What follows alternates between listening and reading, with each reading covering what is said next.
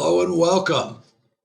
This is DruVision IT Consulting. It is September 2023. This is the second in our series of IT Quick Bites, IT concepts in 5 minutes. It is freaking hot. Yesterday was 107. Today it might be 108. It's already 106. We're going to have to see how much longer we can take the heat here in Texas. But I'm excited about this series. So we've already let off the series with IT service management. Today we're going to talk about ITIL, IT infrastructure library. And if you're thinking infrastructure and you're thinking of routers, switches, servers, racks, power supplies, that's not really what it means. ITIL is really about the infrastructure, the underpinnings that form the basis of processes and people, and in some cases technology, although largely it's agnostic, about how to execute in IT. ITIL is ubiquitous. Every single process in IT can be underpinned and improved by ITIL. It just can. And the reality is, whether you're doing DevSecOps, Agile, Lean, blah, blah, work breakdown structure, doesn't matter. Everything is better with ITIL. So the more that you can learn about ITIL as a competency for your enterprise or as a certification, it can be a very valuable one, the better off you're going to be in your career, the better off your organization will be, and the better off that your company will be. So without further ado, 5 minutes, let's get right into it. Okay, so here we are, IT Quick Bites, IT Concepts in 5 minutes, ITIL. I freaking love ITIL. ITIL undergirds literally everything in IT. You can't do IT without ITIL, right? Whether you know it's ITIL or not, there are processes and procedures that your team undertakes every single time you do your job. Whether you're development, whether you're an API developer, you're Java, you're a database administrator, architect, infrastructure server admin, whatever, cloud architect, who cares? ITIL is underneath everything that you do, right? If you want to change something in your environment, something broke and you have to respond to it, you got to write down what you just spent the last 9 months doing. That's called knowledge, right? ITIL has a process and a way to do this that is ubiquitous to literally every single aspect of what you do.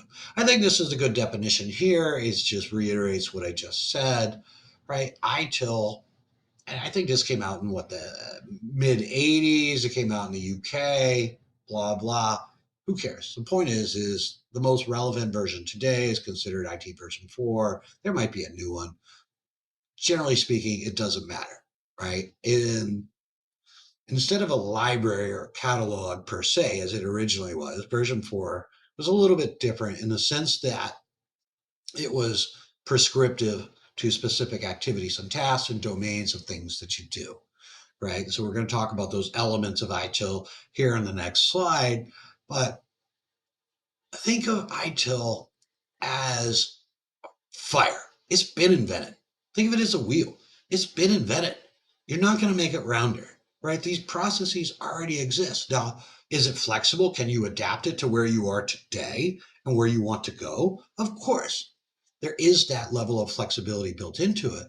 But I really want you to think of it as your best go forward plan, right? You really should. And so let's talk about what are the elements, right? So IPC is what it's most commonly known for, right? Whether you're a BMC Remedy subscriber, you've got a service desk solution, help desk, ticketing system, whatever, maybe you're using Salesforce cases, or like a ton of people, ServiceNow, IT service management module, right? IPC is the underpinnings of most people's knowledge of ITIL, right? And ITIL obviously is much bigger, as you can see on the page, right? So incident, let's just go through them real quickly. This is only 5 minutes. I'm trying my best. All right, incident.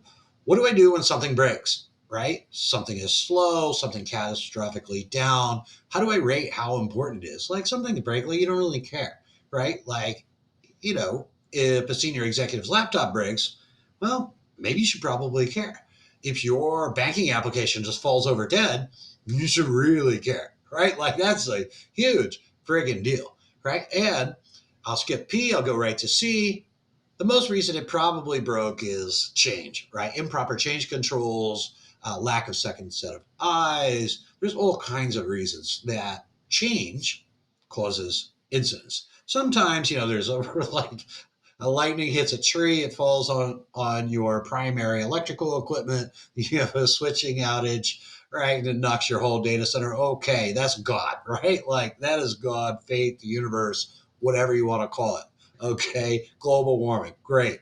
All right, that kind of crap happens. Hardware fails, but 99% of the time it's something somebody else did in your environment, right? They changed the VLAN setting, they changed some routing, they changed something, right? And that's why you have incidents. So you've got to have a rigorous process and controls around when you allow change and how you control the change, right? Which then leads to problems. Problems are myriad grouped of similar incidents with the same probable root cause, right? And whether you use a Pareto model, write a top 10 list of what your problems are, et cetera, right? And sometimes problems linger, right? They just love to hang out, right? Like, the family member who's just surfing the couch and they just won't get the hell out of your house, right? That's what problems are, right? You've got to have an approach to identify what's causing all of these like incidents and how do I actually fix it?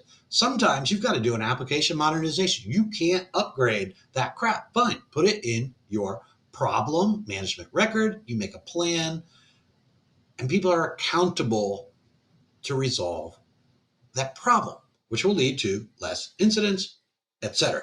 Happy life, awesome. Right? Knowledge management. Right? You just did this project, you had like 9 different teams, you had work breakdown structure. Oh, I don't know, maybe you had a bunch of agile scrums, la la la la la. Whatever. How do they record what they're doing? How does somebody else with a high turnover in IT, particularly offshore, how do you know what the hell they just did? Right? When something breaks, how do you know what went wrong? Right? That's what knowledge management is.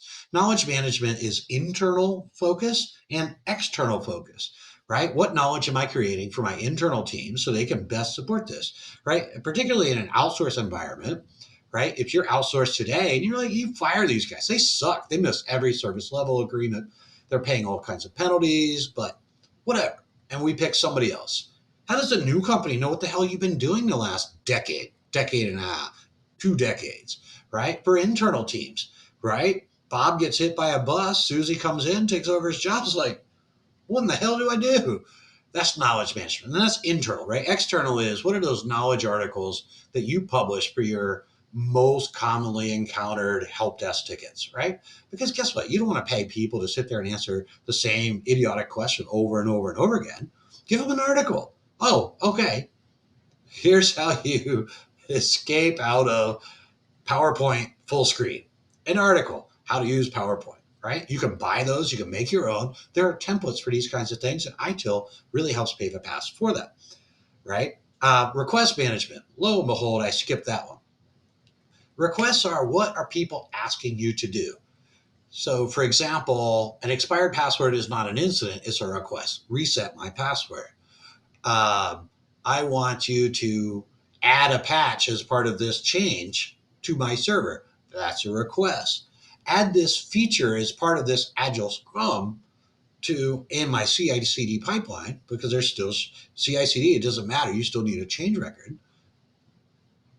How do I add it? How do I have accountability of the start of my request change to my end? How quickly are these issues getting resolved, right? Whether it's an incident or a request, right? Do I respond to it quickly? Do I resolve it quickly? And later on, if I survey, are people happy with the quality of service that I offered, right? That's request management. Asset management. So this is a little bit outside the domain of service, but it's intertwined in the sense of I have capital assets where sometimes non-depreciable assets like software as a service, right? Depends on your accounting department, right? We can have separate conversations about that, right?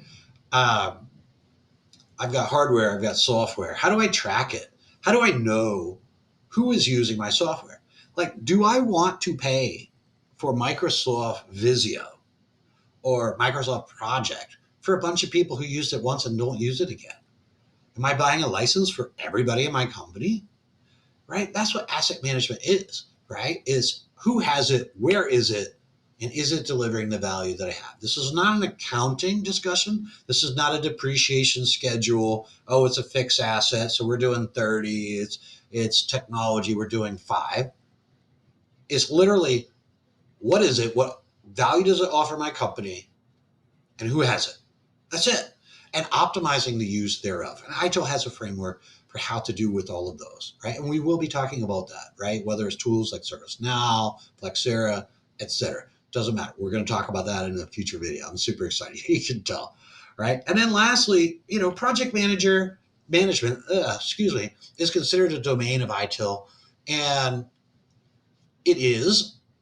I tend to lump project management into the ITBM domain as opposed to the ITSM domain, although really it crosses over, right? So semantics, tomato, tomato, pick where you feel like it should go. But that's really what are the series of processes that undergird a successful project? How do you launch it? How do you track it? How do you conclude it? And how do you evaluate its success? Right. I prefer to put that with ITBM, particularly underneath the portfolio management, because I believe that project management serves to execute the vision of the business. Right. In my opinion, everything undergirds what the business wants and needs.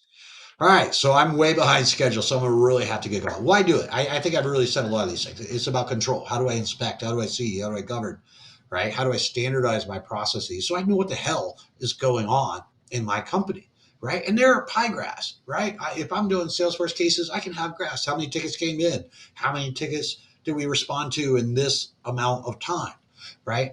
Um, Resolution, right? How many are resolved? Open, right? Do I need to hire people, fire people?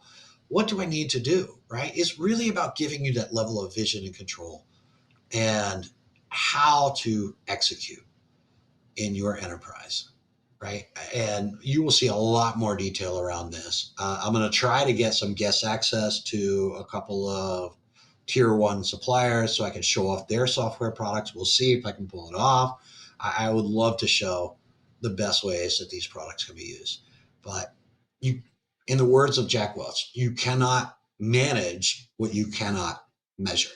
And ITIL gives you a standard way to operate, ergo a standard way to measure. Once you know what your measurements are, then you can figure out what to improve.